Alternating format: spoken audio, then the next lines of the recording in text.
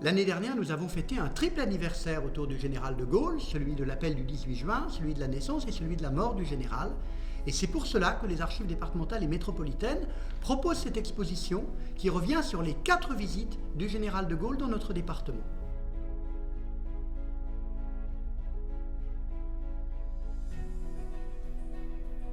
La première visite du général de Gaulle à Lyon, c'est le 14 septembre 1944.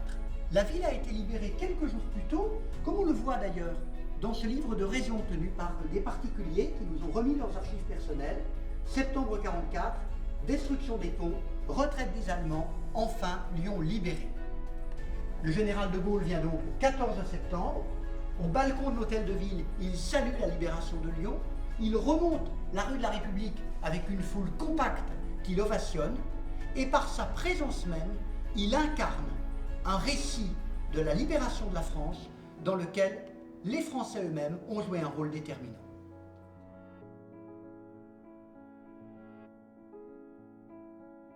Ce carré de soie, tissé par une maison lyonnaise, montre également la figure du général de Gaulle entre le drapeau américain, le drapeau britannique, les couleurs de la France et la croix de Lorraine. C'est vraiment le général de Gaulle qui incarne la libération de notre pays. Ici, nous avons rassemblé un certain nombre de numéros de presse clandestine de tous ces journaux qui sont apparus successivement à Lyon et dans le département du Rhône et où toujours la figure du général de Gaulle, son message, constitue un peu l'élément fédérateur de tous ces mouvements de résistance.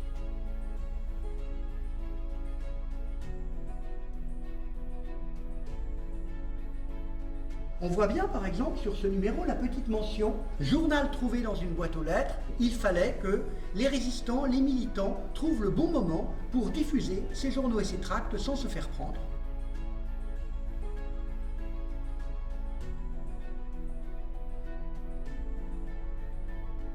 On sait qu'après la libération, la position du général de Gaulle en France a été compliquée et refusant le régime des partis, il a préféré démissionner en janvier 1946. Ce sont les années qu'on appelle la traversée du désert, où il essaye d'animer un mouvement politique, le Rassemblement du peuple français. Il vient même tenir un meeting, place Bellecour, en 1947, et il reviendra encore à Lyon en 1951. Mais ce sont les événements d'Algérie et la faillite de la 4e République qui vont le rappeler en 1958. Il est d'abord président du Conseil, et c'est comme président du Conseil qu'il vient à Lyon en octobre 1958 pour inaugurer le pont Maréchal de Lattre de Tassigny en présence de la veuve du maréchal.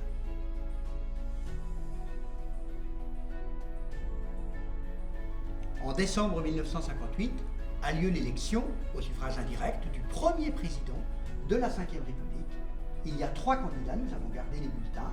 Albert Châtelet, candidat de l'Union des forces démocratiques, Georges Marane, candidat du Parti communiste français, et Charles de Gaulle, qui n'a même pas besoin de préciser à quel parti il se rattache et qui sera naturellement élu. Pendant sa présidence, le général de Gaulle va visiter à peu près systématiquement tous les départements français.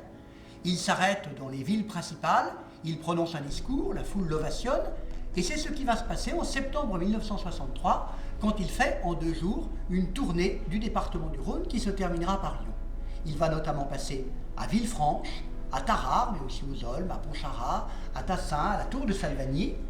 Et nous avons sur ce déplacement les notes des renseignements généraux qui préparent le déplacement, qui rendent compte de l'ambiance sur place, le dactylogramme des discours qui ont été prononcés, des photographies qui nous ont été prêtées par le journal Le Progrès, et puis nous avons également les tracts de l'opposition au général de Gaulle qui protestent contre la politique du général de Gaulle. Nous sommes en septembre 1963 et tout le monde se doute bien qu'en décembre 1965, aux prochaines élections présidentielles, de Gaulle sera candidat à sa réélection, ce qui explique également les oppositions qui se manifestent.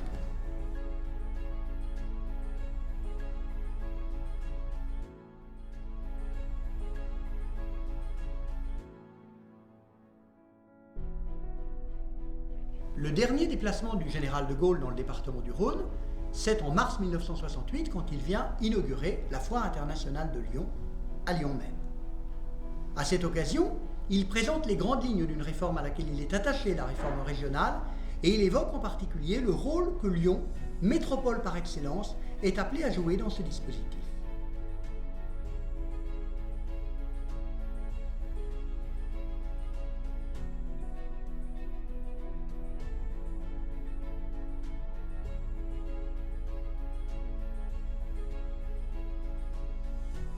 Mais l'histoire va se précipiter, les événements vont basculer 2 mois après cette visite de De Gaulle. Ce sont les événements de mai 1968 qui vont avoir une très grande répercussion dans l'ensemble du pays, et notamment à Lyon et dans le département du Rhône.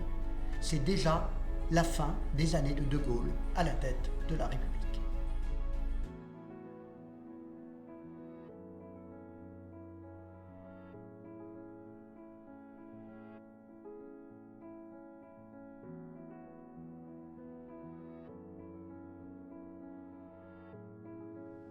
Entre le chef de la France libre en 1940 et le président de la Ve République qui quitte ses fonctions en 1969, la silhouette a changé, comme le montrent bien les peintures de Roland Burlet que sa famille nous a autorisé à présenter. La silhouette a changé, mais ce sont 30 ans de l'histoire de France qui défilent sous nos yeux et que nous avons essayé de restituer.